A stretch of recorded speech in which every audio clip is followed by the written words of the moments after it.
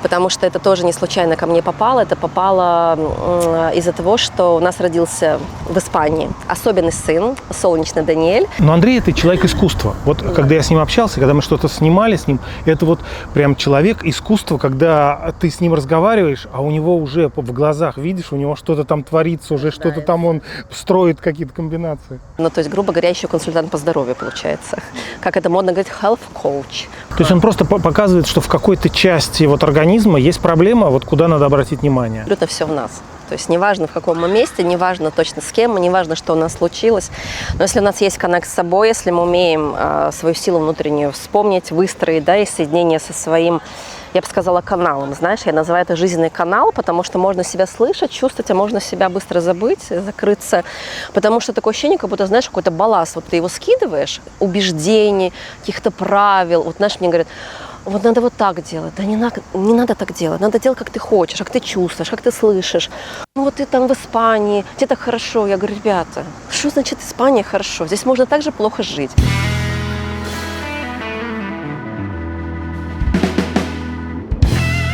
Наташ, почему ты думаешь, что я тебя пригласил поговорить?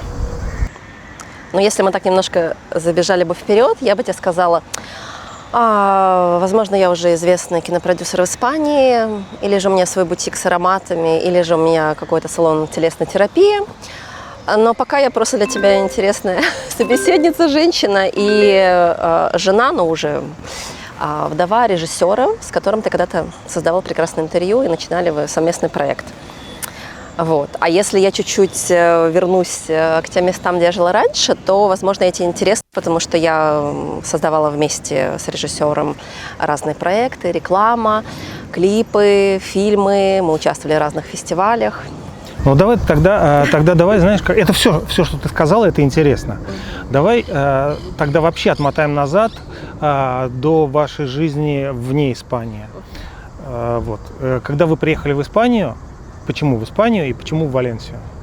Ну, около Валенсии. Так, хорошо, начнем тогда с России. Во-первых, я из России, хотя Андрей, мой муж, который был моим мужем, родился в Киеве. Он из Киева, с Украины.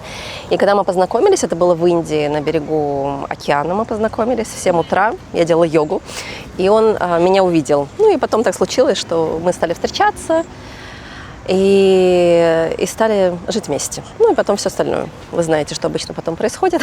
Дети. Бывает Слушай, Наташ, по-разному. Все бывает по-разному. Но у вас дети. Это классически, да. И так как он был уже талантливым режиссером, а я была, как он мне всегда говорил, человеком-оркестром и человеком талантливым во многих делах, музы в том числе, да, но это очень сложно, знаешь, когда ты муза, когда ты продюсер, когда ты мать, ты жена, ты... Такая уж доля вот женская. Да, ну, как говорится, если тебе дано, то делай все, что ты можешь, если тебе дано, если ты можешь. И он просто сказал, что, слушай, мне так важна поддержка, потому что я всегда как-то вот, один, а если ты, говорит, можешь со мной там создать бюджет, создать план проекта. Сначала я в один проект вошла линейным продюсером, потом я вошла генеральным продюсером. И так или иначе мы почти 8 лет создавали разные проекты вместе. И они были достаточно успешны. И многие его мечты мы осуществили вместе. Потому что он мечтал снять большой полнометражный фильм, мы сняли. Он мечтал полететь в Аргентину, снять фильм, мы сняли. Это причем был заказ Минкульта. Наташа, а вот ты сказала, что сначала вы были, попробовали Португалию. Сначала приехали в Португалию, и потом все-таки выбор пал на Испанию. Вот почему не понравилась Португалия? Ну, ты знаешь, она как-то более деревенская, какая-то более развязанная, что ли, расхлябанная. Хотя там достаточно приятно и вкусно, и пахнет эвкалиптом по дороге, прям едешь на трассе. А Испания такая, по ощущению, даже по энергии, более стабильная, более конкретная, большая. Как-то здесь ощущалось больше возможностей, если честно. Ну и потом испанский язык, да, у нас тоже настолько популярный в мире. Было бы классно его изучить, зная английский, испанский. Мне кажется, вообще все двери открыты во всем мире. Ты вот сказала про адаптацию, вот адаптация с ребенком. Да? Ну, как бы он у тебя и здесь все-таки родился, ты не совсем, ты не приехал с ним. Он здесь родился, но все равно он вот есть какая-то разница, вот как, хотя у тебя он единственный, ты не можешь сравнить, вот как растить ребенка там в других странах, какие-то советы ты можешь дать? Ну да, потому что мы же приезжали на несколько месяцев и в Киеве жили, и несколько месяцев в России мы жили. То есть я прекрасно помню, как ты в Испании проезжаешь в каждое место на коляске, везде ты не думаешь про лифты, ты не думаешь про лестницы, а попадая в Россию или в Украину, ты не знаешь, как там, где пробраться. Элементарных вещей, да. Да, то есть в Киеве, в центре ты не можешь спуститься, например, в метро на лифте, он не работает. То же самое в Москве очень сложно. То есть эти вот такие моменты в плане именно технические для каждого ребенка, вот что в Украине, что в России, житейские сложно. такие. Да. Здесь в каждой деревне ты можешь найти лестницы, спуски, подъемы, лифты, и все совершенно спокойно перемещаются с колясками. Везде есть туалеты, где можно переодеть, например, ребенка даже вообще просто на любой станции практически. В метро ты тоже знаешь, да, например, в Валенсии удобно, везде можно заехать, спуститься.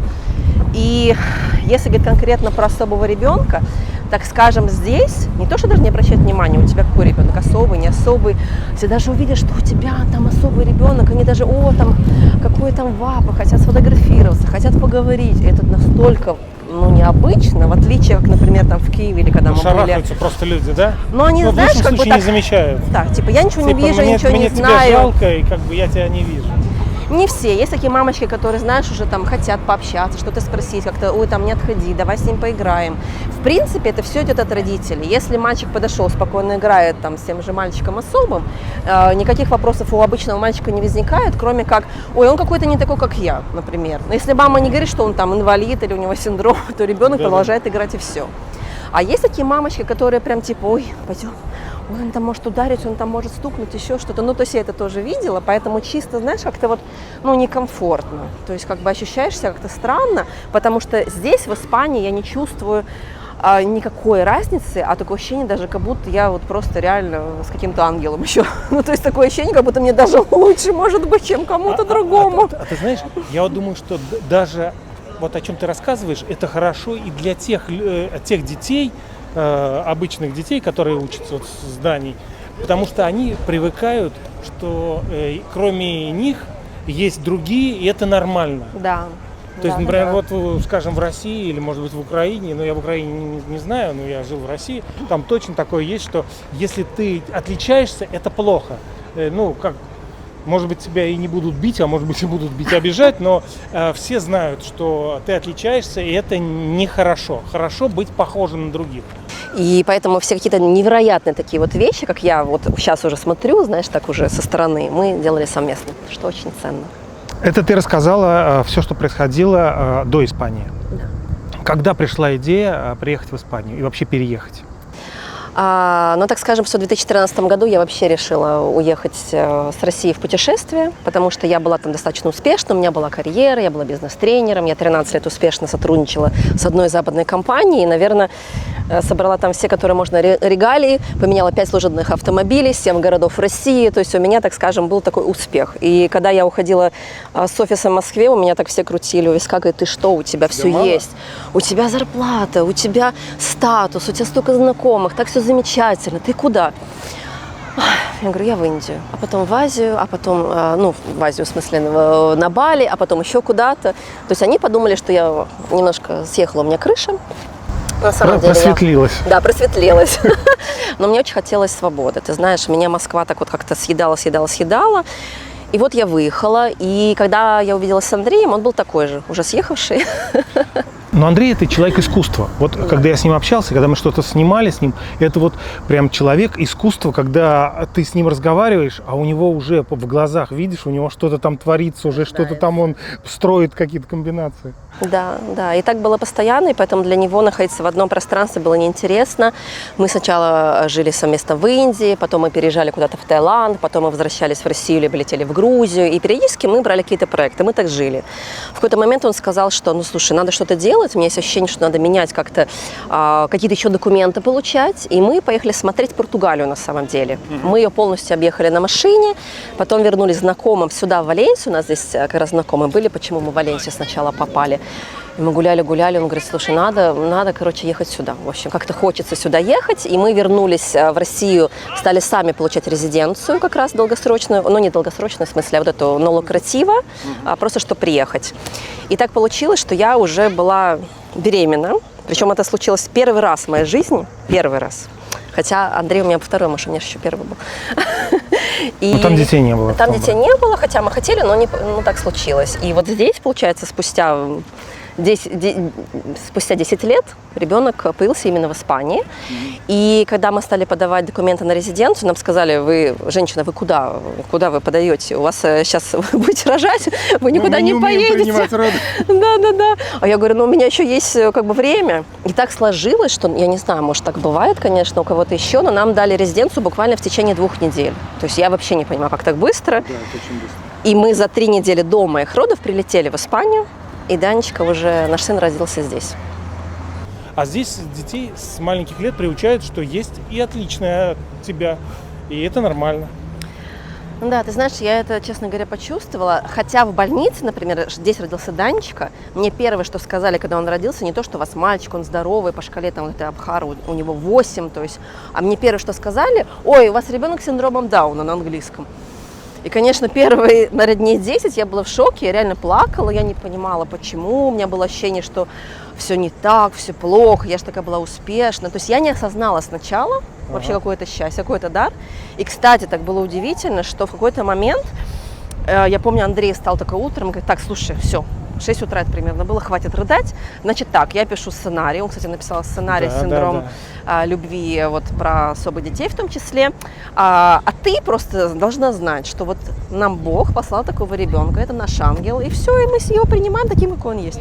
И ты знаешь, я не понимаю, почему. То ли его слова, то ли правда я что-то почувствовала другое. Вот с того момента у меня вообще ни разу больше не было в голове никаких вопросов по поводу того, что у меня особый ребенок.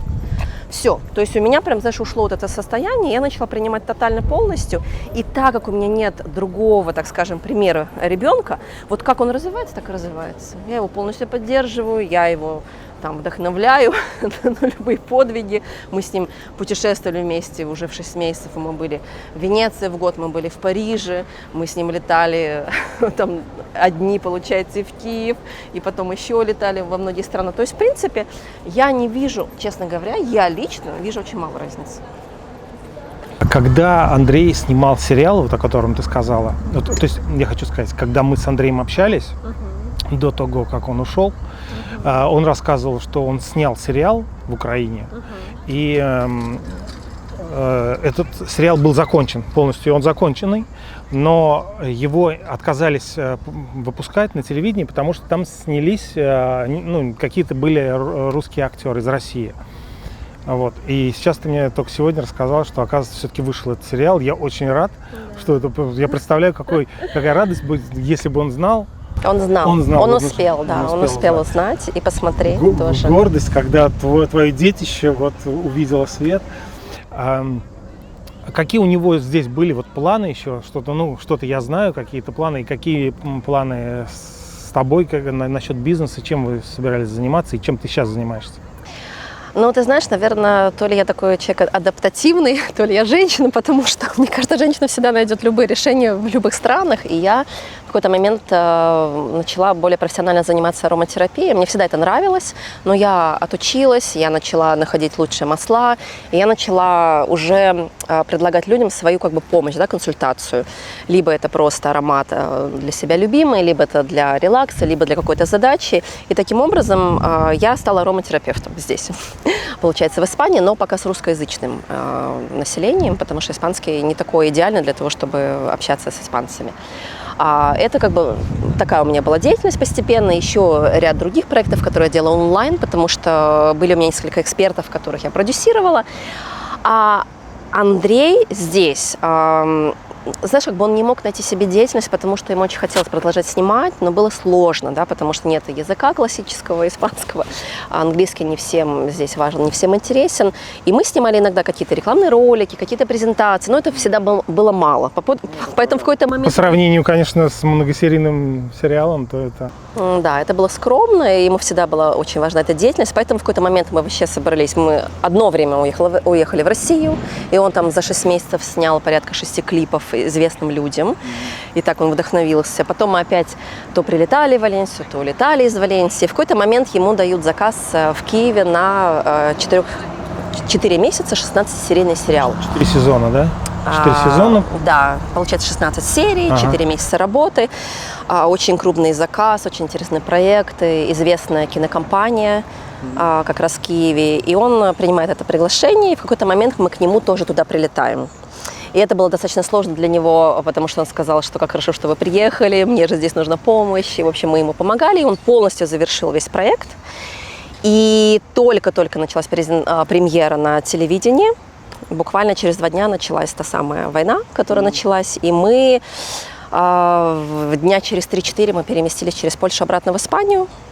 И уже здесь, конечно, он опять загрустил, потому что он пытался писать сценарий, он пытался найти работу, пытался связаться с разными компаниями, которые здесь есть, но в итоге он больше особо не успел создать.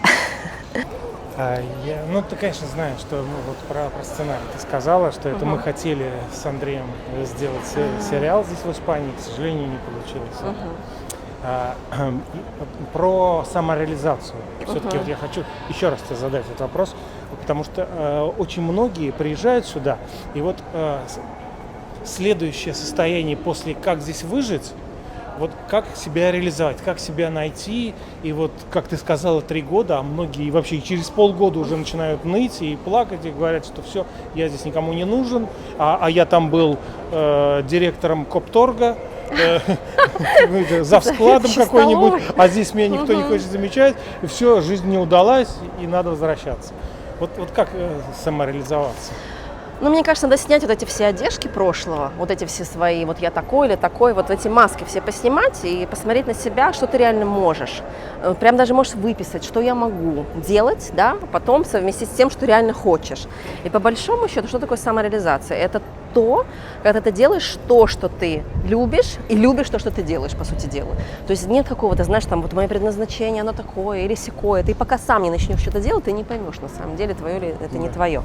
Поэтому я бы сказала так, что в Испании важно пробовать все, да, то есть есть люди, которые... Ошибки делать, Ошибки совершать. Да есть же вот люди, пожалуйста, да, вот, например, там, дизайнеры, стучатся во все двери, звонят, просят, если что, переводить, находят объекты, находят. И не боятся, что им откажут. Не боятся, ладно. Да, не боятся менталитета, не боятся, что они чего-то не знают.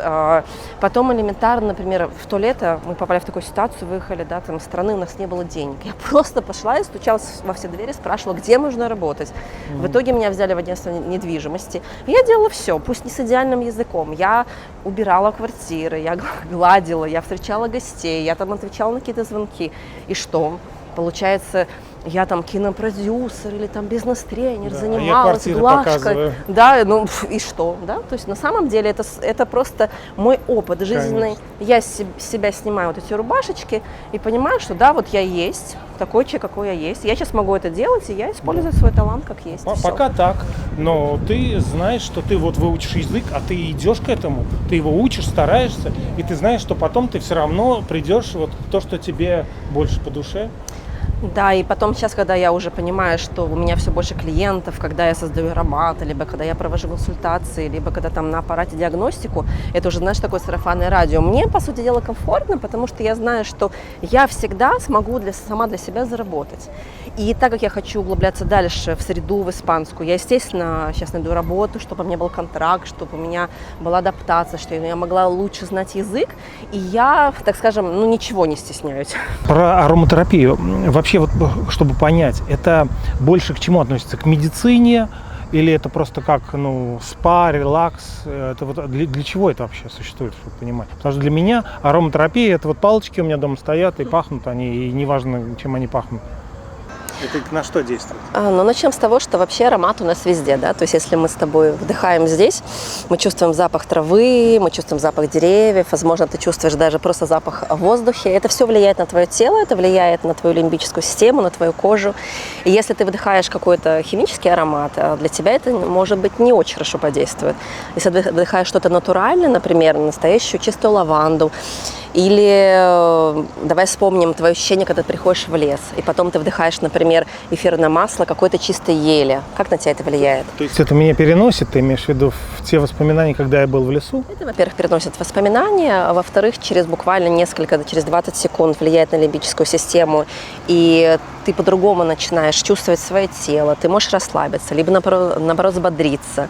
Либо, например, если ты вдохнешь эфирное масло того же дикого апельсина, да, или там местного апельсина, что с тобой случится? Возможно, ты почувствуешь радость, возможно, ты почувствуешь бодрость. И это испокон веков использовали. Потом же применяют эфирные масла в кремах, в шампунях. И важно, какого качества они, насколько они чисты. И я использую различные терапевтические масла, и они влияют очень хорошо на состояние прежде всего. Причем есть такие, которые можно использовать вовнутрь, и тогда это как лекарство настоящее. Поэтому можно сказать, что это такая альтернативная медицина, но когда-то раньше только этим и пользовались. Даже во Франции продавали абсолютно везде в аптеках не лекарства, а именно эфирные масла.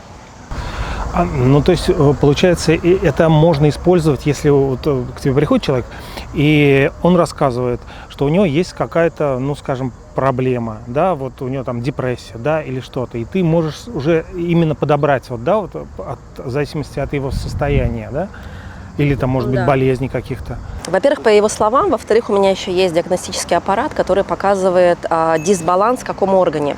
Или... Кстати, про аппарат ты же хотела. Да, это тоже очень интересно, потому что это тоже не случайно ко мне попало. Это попало из-за того, что у нас родился в Испании особенный сын, солнечный Даниэль.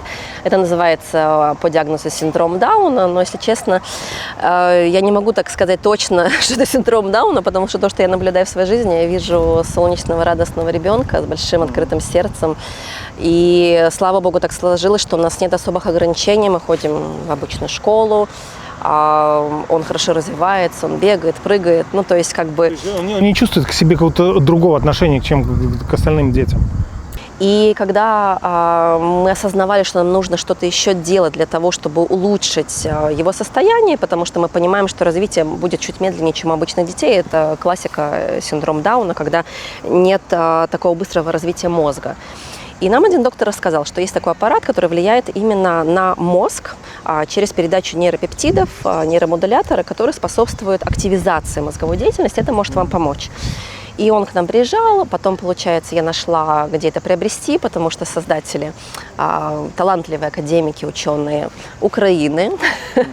Вся эта технология поддерживается в Швейцарии, а сами сейчас эти люди живут, основатели всей этой компании в Испании. В общем, все это вот очень здорово, интересно с ними встретиться, поговорить. То есть лет 20 они уже работают с этим. Не очень это, так скажем, популярно, это не рекламируется, потому что аппарат достаточно дорогой, он стоит, минимальная версия где-то порядка 8500 евро. Но что он позволяет делать? Во-первых, он позволяет увидеть буквально за несколько секунд сканирования, он считывает электрическое поле человека, а так как электрическое поле и само тело, они едины, он считывает состояние, показывает, где баланс, где дисбаланс. Но, грубо говоря, если мы с тобой возьмем, например, совершенно свежее яблоко, посмотрим его под микроскопом, у него будет одно движение атомов. А если где-то, например, будет какая-то проблема у него, если он там заплесневел, то совершенно другое. Будет темное место, не так будет двигаться.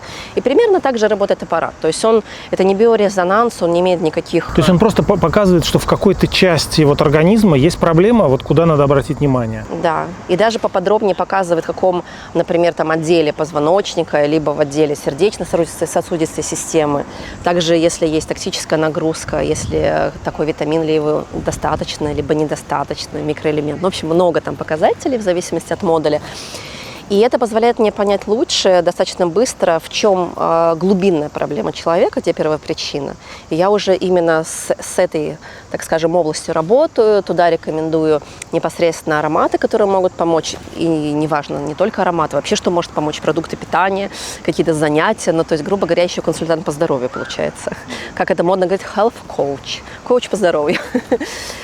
Тоже у меня есть диплом об этом, и в эмоциональной терапии тоже есть диплом. Прям удостоверение, повышение квалификации. Вот. Ты знаешь, Наташа, я тебе честно скажу, ты не производишь впечатление вот человека, который убитый горем. Там у тебя, например, вот про ребенка ты сказала, у тебя вот ушел муж, который, в общем, все вот вашу пару и с ребенком это поднимал и содержал. Я хочу сказать, что ты, кроме вот таких вот вещей, ты можешь быть на самом деле каким-то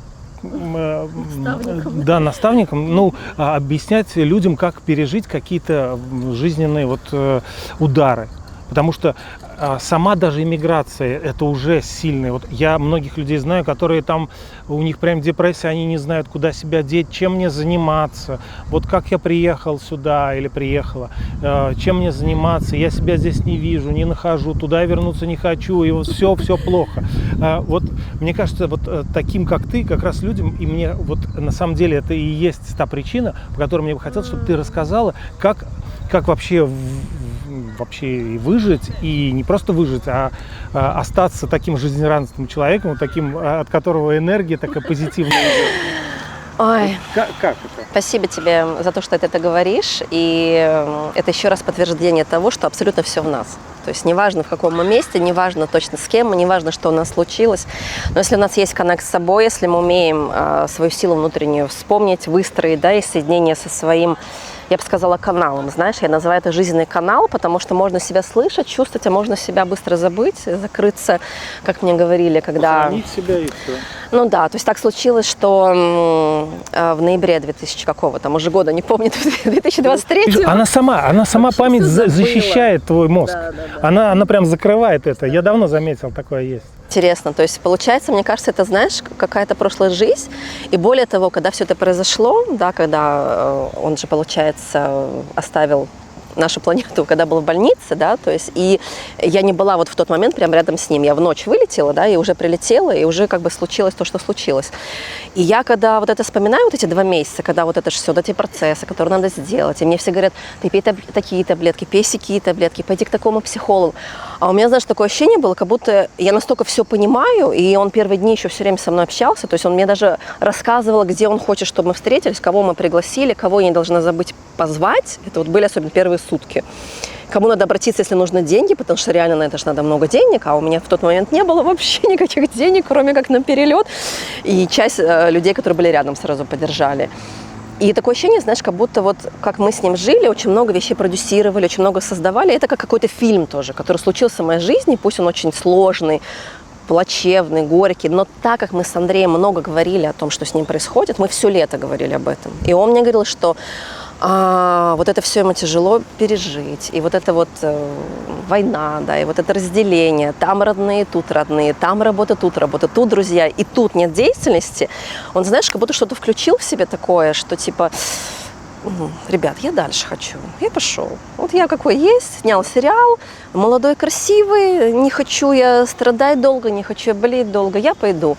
Хотя другая его часть боролась, да, то есть тут в больнице он лежал, там всех докторов поднял, всех обзванивал, но вторая часть его такая внутренне говорила, давай, пойдем.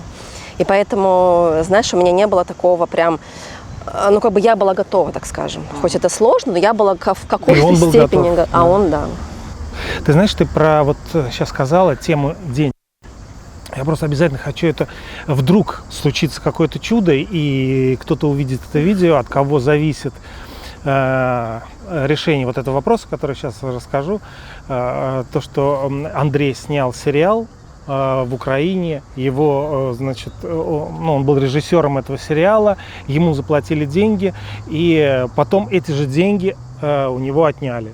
Ну, как бы понятно, что эта косилка идет всех русских, но я призываю все-таки разбираться, у кого отнимают деньги. То есть, получается, отняли деньги у Андрея, который снял для Украины такой прекрасный сериал, отняли эти деньги у вдовы и его сына. И, ну, может быть, что-то случится, и это увидят, и что-то пересмотрят, тебе эти деньги были бы, конечно, не лишними. Да, это интересно. Я могу сказать, так случилось в моей жизни, что со мной, например, это не первый раз происходит, вот эта тема денег. Я, если честно, когда-то очень хорошо зарабатывала, потом сама же от этого отказалась. Когда путешествовала там в Индии, либо это в Индонезии, иногда это были совершенно скромные суммы. А потом в какой-то момент я опять поднималась, и потом в какой-то момент у меня опять, например, там, ну, то есть как бы для меня тема денег, знаешь, что это? Это поток энергии. То есть вот деньги приходят, есть поток энергии, я благодарна. Если не приходит так, я, значит, смотрю, что я делаю не так. так, почему не приходят деньги. Начиная даже сейчас, когда больше опять взаимодействовать с людьми, консультировать, чему-то учиться, они, знаешь, они опять начинают возвращаться. Но у меня нет уже желания, знаешь, там копить или там на что-то отложить, какие-то супер, вот эти вот супер мечты, да, я вот когда-то накоплю, буду счастливой. Нет, я уже сейчас счастлива. Неважно, что я там, знаешь, как меня классически можно назвать, да, типа там вдова режиссера, как мне говорят, мать-одиночка. Неутешная, да, такая. Мать-одиночка еще классически называют синдром Дауна, это инвалид, да, значит. И все такое на тебя, еще белое одела. Ты что радуешься жизни? Тебе по сценарию положено плакать и в черном ходить. Поэтому я говорю, что ты наоборот, ты можешь учить людей. Это как сказать, знаешь, иногда приходишь к окулисту, а он сам ничего не видит, он тебя хочет выучить, да, или там какой-нибудь диетолог, у которого пузо торчит. Ну как ты сам себя начни, как ты можешь учить? А ты на своем примере столько ты всего перешагнула и продолжаешь искренне радоваться, ты можешь людей учить. Наташа, посмотри, все-таки ты многого добилась, да, достаточно у тебя опыта и всякого разного. Ну, вообще, опыт, он есть опыт. Ты какой-то могла бы дать совет людям, которые боятся, например, они живут там в каком-то государстве, где им не нравится, и они бы хотели поменять. Но им страшно, потому что, мало того, просто переехать. А у них, скажем, есть ребенок. А этот ребенок еще, может быть, он тоже не совсем обычный, да, по сравнению с другими. И они на себе просто крест ставят и говорят, ну нет, я все, мой крест в этом Урюпинске жить. Ну, условном Урюпинске. Ты какой-то совет могла бы этим людям дать?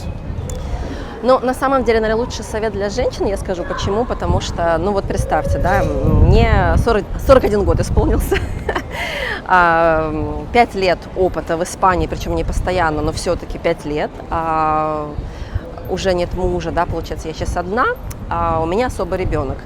И что я чувствую, что вообще все на самом деле заново. Если я не ставлю себе никаких шаблонов, если я не ставлю никаких себе преград в голове, то я понимаю, что абсолютно все для меня возможно, все открыто. Испания, конечно, сильно помогает в том, что я ощущаю здесь себя свободно, потому что у них в принципе нет никаких, так скажем, различий. Ты там американец, либо ты там русский, либо ты с Украины. Я считаю, что они как раз ко всем относятся очень лояльно. Это очень помогает. Во-вторых, будьте сами открыты. То есть если вы открыты всему, любым возможностям, любым контактам, везде ходить спрашивать, советоваться, брать рекомендации, то у вас все обязательно получится. Неважно, сколько вам лет. У меня вообще сейчас ощущение, как будто все, опять 22 или сколько, и все заново. Потому что времени по факту нет. Есть только опыт, который мы получаем, а время. Ну и самоценность свою, да, вы все равно не потеряете никогда. Вот некоторые мне говорят, ай, как я вот сейчас уеду, я оставлю всю свою работу. Вы оставляете свои вещи. Себя вы забираете с собой. Если внутри вас есть ваша ценность, есть ваши таланты, вы все равно встанете на ножки везде. Поэтому берите себя с собой, вещи оставляйте и пробуйте все в этой жизни. И пусть у вас все получится. Слушай, как невозможно не радоваться, да, вот этой всей красоте, которая у нас есть. Это в голове, все в голове. Да, иногда можно закрыться и не видеть. Послушай, я сколько знаю людей, которые приехали в Испанию, и они видят только отрицательное. Все им плохо, эти опаздывают, испанцы это, и они, знаешь, они вот в этом сконцентрировались, вот все не так, вот все. Ты знаешь, несколько периодов еще и в своей жизни, когда тоже такое было, что я что-то не видела, не слышала, но вот эти ситуации сложные, мне кажется, они не то, что меня углубляют куда-то, они меня выталкивают еще выше, вот в эту легкость, в эту жизнелюбие, вот в эту радость, потому что такое ощущение, как будто, знаешь, какой-то балласт, вот ты его скидываешь, убеждений, каких-то правил, вот, знаешь, мне говорят, вот надо вот так делать, да не надо так делать, надо делать, как ты хочешь, как ты чувствуешь, как ты слышишь. Ну вот ты там в Испании, тебе так хорошо. Я говорю, ребята, что значит Испания хорошо? Здесь можно так же плохо жить. Вы там хорошо можете жить в своей личной квартире, своими там окладами, да, ездить на своей машине. Иногда у меня там такое количество денег, просто я могу поесть здесь сейчас. Да, и слава богу, у меня есть друзья прекрасные, у меня, слава богу, здесь школа чудесная, где сын учится, я не плачу за школу, да, это тоже как бы ценно. Но дело абсолютно не в количестве денег, дело абсолютно в том, какое количество энергии ты в себе генеришь и как ты своей энергией целый день распоряжаешься. Это, наверное, про жизнелюбие. И про то, что если ты готов ко всему в своей жизни, неважно, что с тобой случится, родится ли у тебя ребенок с синдромом Дауна, или у тебя умрет муж, ты все это воспринимаешь как путь. То есть жизнь – это вообще путь. Опыт. Все для опыта. Я все принимаю и благодарю Вселенную за все, что приходит, потому что я не могу ничего просчитать. Но если что-то в какой-то момент произошло, и я это выбрала, значит, я не могла это не выбрать. Значит, это был наилучший выбор для меня в этой жизни. Отлично. Тогда что делать дальше? Мне сейчас сидеть, плакать, страдать? Или, не знаю... А кому от этого лучше-то станет, если ты в черное оденешься и будешь рыдать? Даня от этого счастливый не станет. Окружающие тоже с тобой вряд ли захотят общаться. А такая светящаяся девушка, как ты, с такой хочется общаться. Ну а как? Наоборот, притягивает это такое положительное состояние. Да, и ты знаешь, сама Испания, она тоже меня, честно говоря, поддержала. То есть так случилось, что я когда сюда вернулась, то есть так Андрей же, я даже не могу сказать это слово умер, знаешь, мне все время хочется сказать, перешел, да, в другое измерение, ушел, вышел из тела и пошел дальше. Это было же в России, я туда прилетела, и самое удивительное, ты представляешь, у нас же такое окружение прекрасное. То есть я с Бондарчуком лично встретилась. Он прям пригласил к себе в студию, мы пришли с сыном, мы общались. Ну, конечно, никаких фотографий, потому что это же, такое общение, ну зачем? Да, Филипп Киркоров, который реально очень поддержал, причем деньгами. Ты представляешь, я вообще не ожидала, на процесс я имею в виду, не на завершение того самого процесса, чтобы это было все, так скажем, красиво сделано, как бы хотелось бы. А очень многие другие люди. С Лолитой я общалась, она тоже там, Наташа, ты такая молодая. Она говорит, мне там 40 лет вообще только вот это вот я закончила, это началось. То есть представляешь, какой круг классный. И я попадаю еще в одну кинокомпанию, и так как у меня же опыт есть, да, генерального продюсера, линейного продюсера, и совершенно потрясающий канал, премьер, да, вот этот онлайн. И мне предлагают на ряд проектов выйти исполнительным, да, продюсером. Мы уже обсуждаем деньги, мы обсуждаем работу, когда что начинаем. И мне говорят, все, 15 января ты приходишь, начинаешь. И у меня было время подумать, где-то 3 недели. Грубо говоря, да, 3 недели, потому что я была в ноябре, потом в декабре я там находилась. Года ты имеешь в виду? Позапрошлого. Позапрошлого, да какая разница? Ну ладно. Короче, это был Новый год, да. И все отдыхали до 15 января, да, недавно это было. Да. И ты представляешь, я очень часто слушаю свое тело. Я нахожусь неделю в Москве, и у меня начинает болеть все, как когда-то болело. Почему я уехала из Москвы, помимо того, что меня офисные рамки сжимали. У меня начала болеть шея, спина, знаешь, такая голова. Я думаю, опа. То есть не то, что что-то там не так. Классные друзья, хорошие условия, да, хорошая работа. Мне все так интересно. Ну и потом, конечно, сын. Я думаю, куда я, да? Испания для ребенка особого или Вот об этом тоже, Россия. Обязательно надо. Я звоню и говорю, спасибо, но я, поеду в Испанию. Мне такие, ну чего, ты как, такая работа, такая Я должность. об этом обязательно хотел сказать, я это знаю. Вообще. И я хотел тебе задать вопрос. Ты все-таки, я иногда про себя думаю, а как бы я поступил? И у меня нет такого однозначного ответа, выбрал ли я Испанию, либо делать проекты с Федором Бондарчуком.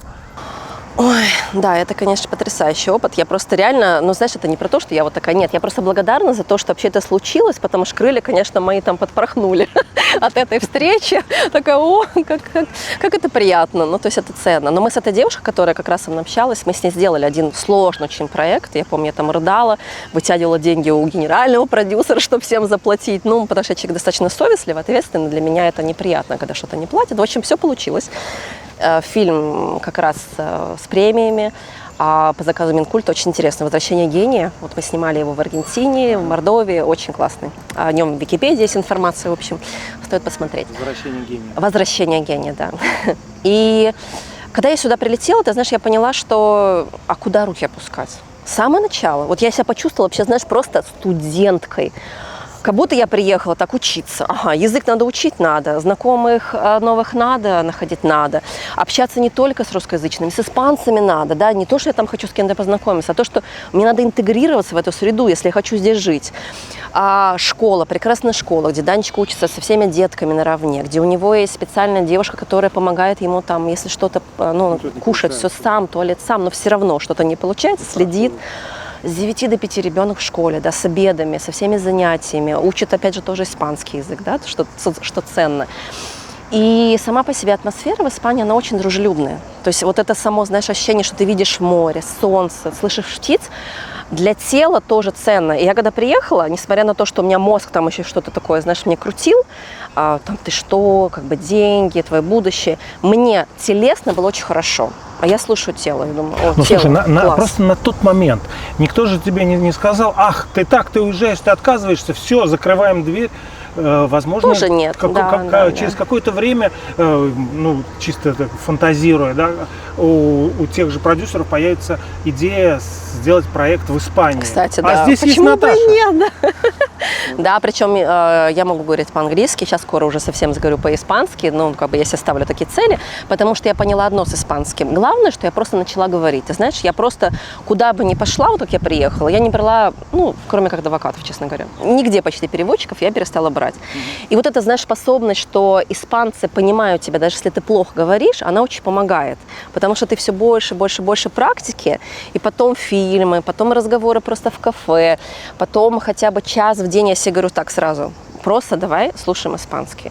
И тогда он начинает в тебя входить. То есть, по крайней мере, я почти все уже понимаю. Мне, когда вот с кем-то общаюсь, говорю, ты меня все понимаешь? Я говорю, да, я все понимаю. Наташа, а ты знаешь, что я хочу сказать? Они тебя понимают, потому что, например, сравнить с Германией, в Германии с тобой не будут долго разговаривать, если ты плохо говоришь. А испанцы понимают, потому что хотят понять. Они стараются тебя понять.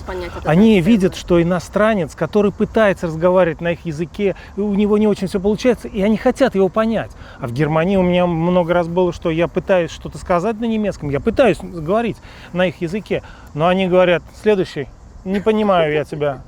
Дальше. Вот так вот все жестко. Да. А здесь вот поэтому такая вот страна, она и расслабленная, она и позитивная. Ну да, и ты знаешь, честно говоря, мне было сложно в Испании, не могу сказать, что сразу легко. Но вот эти рубежи, вот про которые все говорят, 3 года, 5 лет. Да. Ты знаешь, я прям прочувствовала. 3 года первый рубеж, 3 да? года вообще так, все, я хочу обратно, мне все надоело. Вот, пожалуйста, ребята, 3 года.